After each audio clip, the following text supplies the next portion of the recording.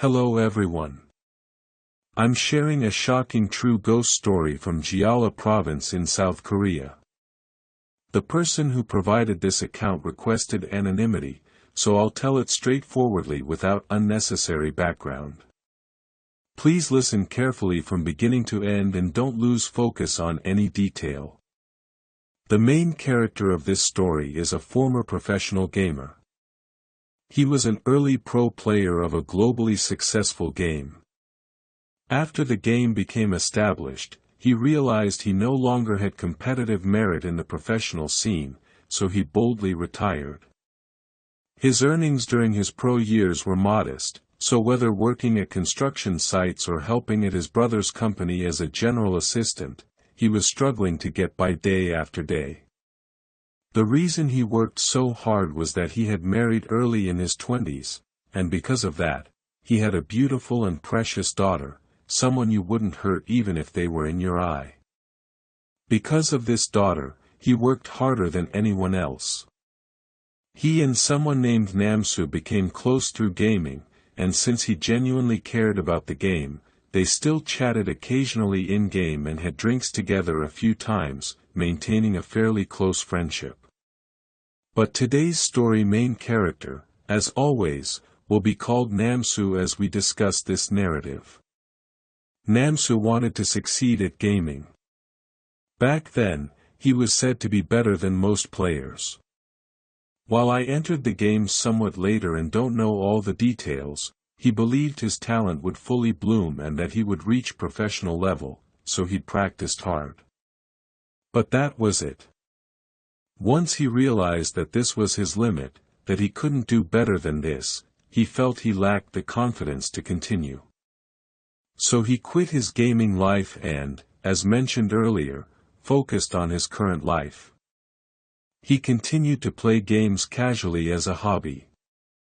In-game, he met and played with a friend named Daehan. As many of you know, there's a program called Sky Channel. For those who use servers, you know you can open voice chat in various game channels or chat networks, meeting like-minded people or forming 9-person teams for various games, playing together while chatting. One day when Namsu logged in, Daehan wasn't online, and many of his acquaintances weren't online that day either. So he looked in the public channel for that game to find someone to play with. For example, if I use the ID Geo, one of the people Namsu found was someone with that ID. But despite it being a first meeting, not only did this person play well, but hearing them talk was fun, they got along well, and they quickly became close. He even sent invites to the channel with close acquaintances and received invitations to the group chat where many like-minded people gathered. The reason Namsu invited this person called Geo so far was that he really liked them while gaming. At that time, if someone got along well and was a good person, inviting them to the group chat required permission from existing members, and it was at a time when it was autonomously allowed. Sometimes when someone enters the group chat, it signals that this entering person has been recognized by acquaintances in-game as either a skilled player or someone with good manners. So existing members welcomed them warmly, everyone greeted them, and they integrated smoothly into the group while playing games together. In the channel that centered around Namsu, the most skilled player and a former pro player, named Dedriv, Geo developed influence and strong presence. But this was from the point when Namsu became too busy with his current life to access the game frequently. When Namsu used to log in daily and play 3 to 4 hours, now he barely logged in once per quarter. During such a busy period, when group chat messages accumulated, like all of us, less important group chats would just have their piled-up messages cleared without really reading them. It's not pleasant to see 100 or 200 messages accumulating. So he maintained roughly that level of relationship and distance, putting the game at some remove from his life. About 1 or 2 years passed when, checking the group chat, he suddenly noticed that hardly anyone remained. He thought that Daehan had left the chat, Geo had left the chat, and nearly all important members had left. Just to be sure, entering the Sky channel, nearly all the main members and close friends had left. Looking at his friend list on Sky Channel, Daehan was still there, so he asked Daehan what had happened over that time. As he was living his current life, his own channel that he operated had fallen apart. So when he asked, suddenly Daehan said something that surprised him. "Hey, do you have time today? I'll come over to your place. Let's grab a drink." So Namsu agreed, and they met. When Daehan came to Namsu's neighborhood, after not seeing each other for a long time, there wasn't anything particularly unusual, but as they chatted about gaming and various other things while drinking, he broached the earlier confusion. He asked why their acquaintances weren't on Sky Channel. Daehan answered with a laugh. "You remember Geo, right? Yeah, the Geo I brought. You remember that, right? So why?" "Well, they all left because of Geo." "They left because of Geo." "Well, since I knew your brother from the beginning, I didn't backstab or anything, but I couldn't stand Geo, so I left the Sky Channel." He explained that when Namsu stopped logging in frequently and they grew distant, Geo took advantage of the opening when Namsu wasn't around, climbing upward, and that he and Geo created factions, though not officially. But in gaming, the better player naturally has the bigger faction.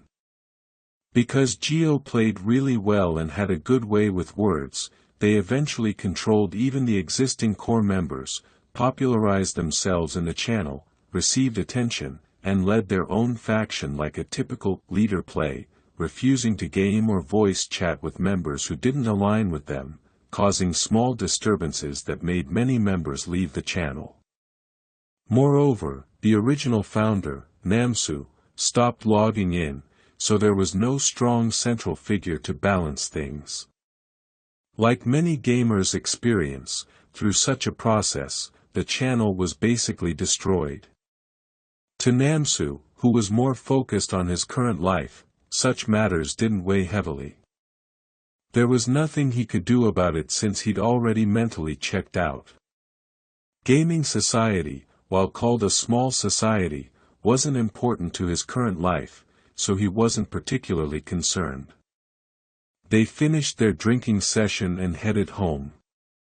But the truly shocking part of this story comes from what this friend told him. Everything Namsu talked about was exactly this. But there's a condition attached. About this story, Namsu said it was this. But what he actually said was barely anything. So when asking what he'd done over those years, he just said, "Yeah, I did this back then, that last year, and I'm doing this year." It's no different from just casually mentioning activities over time. So what's weird and scary about this story? Let me tell you the truly eerie part. First, let me tell you about this kid Geo. This kid, as I mentioned earlier, played leader play in the channel. And during the period when Namsu was busy with his current life with little interest, so he just thought, okay, and didn't really think much even when Daehan told him. Right? Let me go back a bit further in the story. Actually, Namsu and Geo had arranged to meet at an offline gathering. But at that time, Namsu was increasingly unable to play due to real-life busyness, not that he couldn't play at all, but gradually less frequently, so Daehan organized the offline meeting and brought Geo, and Namsu also went. As the drinking session grew long, everyone except some members went home, leaving 3 people, Namsu, Geo, and Daehan. With 3 people remaining, Namsu, probably having some drinks, said something with Daehan. "Why are you doing leader play like that?"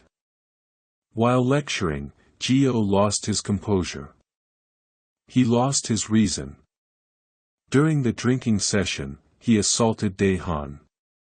As Namsu tried to stop him, he also suffered serious injuries from Jeolla. What's both ironic and tragic is that Daehan suffered severe damage to his throat and died right there. Namsu also suffered serious injuries to his head and entire body. He fell into a coma state. The reason I'm telling you this is that everything I mentioned before, all that unnecessary content, was a dream that Namsu had while in a coma, possibly while being a vegetative state or in some similar condition. Almost all the content except the very beginning was a dream he had. What needs to be emphasized is that Namsu never actually got married. He didn't have a daughter. There was no brother running a business. He didn't study well enough to get into a good university. He never prepared for the civil service exam. In other words, he was never a professional gamer. He was just a kid who was good at games. So everything I mentioned before was all content from a dream. This could be a projection. A desire to get married, a longing to have a daughter, a wish that he had an older brother, and various other things that weren't realized in reality, but while in a coma, were projected and dreamed. So when the offline gathering first happened, that Jeolla attacked both Daehan and Namsu, and it was natural. Daehan died right then and there. Namsu fell into such a state. And what's slightly terrifying is what Namsu thought afterward. When they had that phone conversation, Jeolla called to say Daehan died. But later, when Namsu recovered his senses and thought about it, he remembered that Jeolla laughed so much. He spoke while laughing loudly. But he didn't feel it at that moment. But after waking from the coma and the dream he thought was real suddenly became just a dream, looking back and recalling, it was so creepy. The eerie part is, when thinking about it in a normal state, this was a dream, right? Why didn't I realize it then? A few things like this. When he mentioned studying so hard before, upon reflection, the book he opened to study had nothing written in it. It was just a blank book with a white background he was supposedly studying from. Or in the sparsely populated areas of rural Jeolla Province where he was supposedly staying, until entering those remote places, he never saw a single car or person. And thinking about it, whether at a bar or anywhere else, there were no people around, yet how could he not have been aware of that while inside it? In saying this much in words and explaining it all, he told me directly the emotions he felt. He said he thought it was real. It was so vivid, he thought it was his current life, yet why didn't he notice it then? He thought about it that way.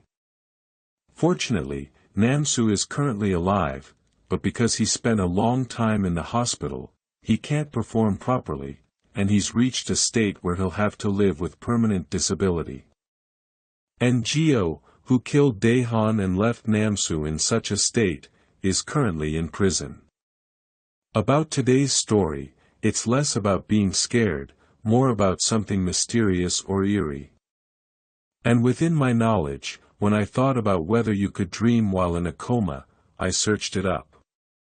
But surprisingly, there were quite a few people testifying to this. So I carefully brought this story here since I learned about such things. Thank you for watching, and please click subscribe and like.